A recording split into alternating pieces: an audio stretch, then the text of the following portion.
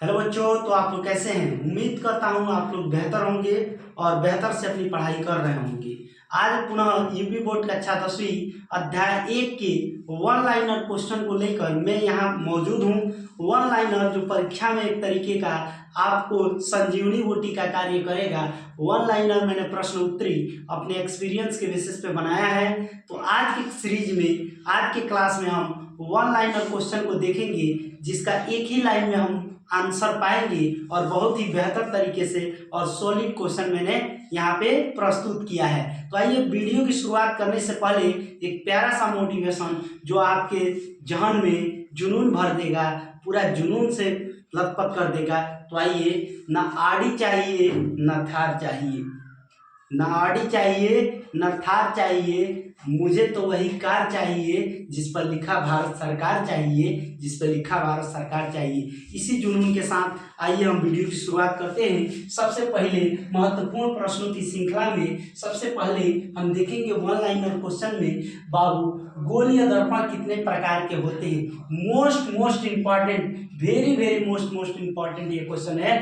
गोलीय दर्पण कितने प्रकार के होते हैं, गोलीय दर्पण कितने प्रकार के होते हैं। और ये क्वेश्चन कई बार परीक्षा में पूछा गया है। तो गोलीय दर्पण बेटा दो प्रकार का होता है, एक होता है अवतल दर्पण और दूसरा होता है उत्तल दर्पण। आग लगाने वाला क्वेश्चन, अवतल दर्पण और उत्तल दर्पण। दबा के लाइक सब्सक्राइब कीजिए। गोलीय दर्पण कितने प्रकार के होते हैं। गोलीय दर्पण दो प्रकार के होते हैं, अवतल दर्पण और उत्तल दर्पण। अवतल दर्पण और उत्तल दर्पण। देखते हैं आज प्यारे बच्चों का कितना ज्यादा कमेंट आता है। दूसरा क्वेश्चन है, किस दर्पण की फोकस दूरी ऋणात्मक होती है। किस दर्पण की फोकस दूरी ऋणात्मक होती है। किस दर्पण की फोकस दूरी ऋणात्मक होती है। अवतल दर्पण की फोकस दूरी कैसी होती है बेटा। अवतल दर्पण की फोकस दूरी ऋणात्मक होती है। वन लाइनर क्वेश्चन की श्रृंखला में आज बहुत ही वेरी इंपॉर्टेंट क्वेश्चन के बारे में हम चर्चा कर रहे हैं।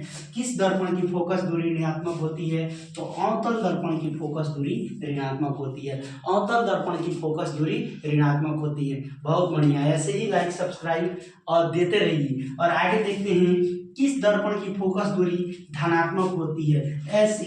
ऐसे क्वेश्चन कई बार यूपी बोर्ड एग्जाम में रिपीटेड मोड में आया है। तो किस दर्पण की फोकस दूरी धनात्मक होती है, तो उत्तल दर्पण की फोकस दूरी जो होती है बेटा, उत्तल दर्पण की फोकस दूरी कैसी होती है, धनात्मक होती है। उत्तल दर्पण की फोकस दूरी धनात्मक होती है, जबकि अवतल दर्पण की फोकस दूरी ऋणात्मक होती है। अवतल दर्पण की फोकस दूरी ऋणात्मक होती है, जबकि उत्तल दर्पण की फोकस दूरी धनात्मक होती है। अब आइए, मोटर ड्राइवर की सीट के पास लगा हुआ दर्पण कैसा होता है। मोटर ड्राइवर के सीट के जो बगल में यानी पास में लगा दर्पण कैसा होता है, तो लगा दर्पण कैसा होता है प्यारे बच्चों, उत्तल दर्पण होता है। Very most important question. Motor driver की सीट के पास लगा हुआ दर्पण कैसा होता है, तो उत्तल दर्पण होता है। कैसा दर्पण होता है, तो उत्तल दर्पण होता है। नेक्स्ट हमारा टर्म में क्वेश्चन है, दाढ़ी बनाने के लिए कौन सा दर्पण उपयोग किया जाता है। दाढ़ी बनाने के लिए कौन सा दर्पण का उपयोग किया जाता है, किस मिरर का उपयोग किया जाता है, उस मिरर का नाम है अवतल दर्पण। अवतल दर्पण दाढ़ी बनाने के लिए काम आने वाले या प्रयोग में आने वाले किस दर्पण का, तो अवतल दर्पण का। एमसीक्यू में ऐसे क्वेश्चंस भी पूछे जा सकते हैं, यानी बहुविकल्पीय प्रश्न ऑब्जेक्टिव में ऐसे क्वेश्चन पूछे जा सकते हैं। और हमारा इस सीरीज का सबसे लास्ट एवं फर्स्ट क्वेश्चन है, फोकस दूरी एवं वक्रता त्रिज्या के बीच संबंध।